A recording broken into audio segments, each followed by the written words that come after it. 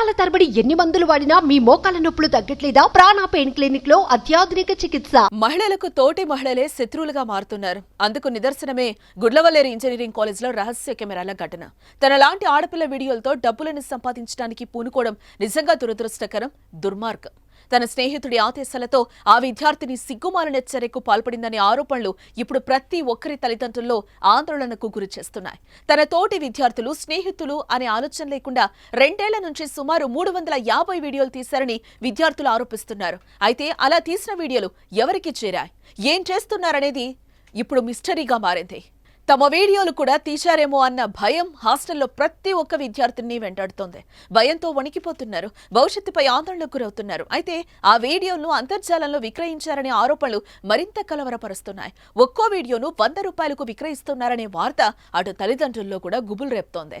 అయితే పోలీసులు మాత్రం విద్యార్థులు ఆందోళన చెందొద్దని, వీడియోలు రికార్డ్ చేశారనే ఆరోపణలు ఎదుర్కొంటున్న విద్యార్థి వద్ద ఎలాంటి వీడియోలు లేవని జిల్లా ఎస్పీ ప్రకటించారు. నిజంగా ఈ ఘటన జరగకపోతే, కెమెరా పెట్టకపోతే మంచి విషయం ఇంకొకటి ఉండదు. అలా జరగకూడదని అనుకుంటున్నారు. కానీ విద్యార్థులు మాత్రం హిడెన్ కెమెరాలు అమర్చి వీడియోలు తీశారని బల్లగుద్ది చెప్తున్నారు.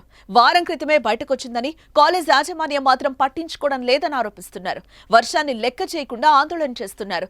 న్యాయం కోసం నినదిస్తున్నారు. ఇలాంటి నీచమైన, పనికి మాలిన చర్య బయటకొచ్చినప్పుడు కాలేజ్ యాజమాన్యం చర్యలు తీసుకోవాలి కదా. విషయంపై విచారణ చేపట్టి నిగ్గు తేల్చాలి కదా. తప్పు చేసిన వారిని బజారుకి ఇడ్చాలి కదా. కానీ కాలేజ్ పరువు, ప్రతిష్ట కోసం పాకులాడి ఘటనను తొక్కిపెట్టిందనే ఆరోపణలపై ఆగ్రహావేశాలు వ్యక్తమవుతున్నాయి. డిప్లొమా ఇంజనీరింగ్ విద్యార్థినులు కలిపి సుమారు 1500 మంది దాకా గుడ్లవల్లేరు ఇంజనీరింగ్ కాలేజ్ లో ఉంటారు. వారి భవిష్యత్తుకు సంబంధించిన విషయం ఇది. అలాంటి విషయాలు చూసి చూడనట్టు వ్యవహరించిందని తేలితే మాత్రం కఠిన చర్యలు తీసుకోవాల్సిందే. సీఎం చంద్రబాబు, విద్యాశాఖ మంత్రి లోకేష్ సమగ్ర విచారణకు ఆదేశించడంతో ఘటనపై విచారణ జరుగుతోంది. మరి చివరికి ఏం తేలనుందో చూడాలి. వారం 10 రోజుల నుంచి మేనేజ్మెంట్ ఏం చేస్తుంది? మేము నిన్న 5 గంటలకి కంప్లైంట్ ఇస్తే గానీ ఇంకా మాకు తెలియదు అంటున్నారు. ఏంటి రాత్రికి ఎలా ప్రూవ్ చేస్తారు ఫేక్ న్యూస్ అని? రాత్రి నిన్న 1 మంత్ అడిగారు ఇన్వెస్టిగేషన్ కి, మరి రాత్రి ఫేక్ న్యూస్ ఎలా ప్రూవ్ చేస్తారు? అమ్మాయి వాళ్ళు పిలిపించండి, వాళ్ళు పిలిచి మా ముందు దగ్గర చెప్పించండి.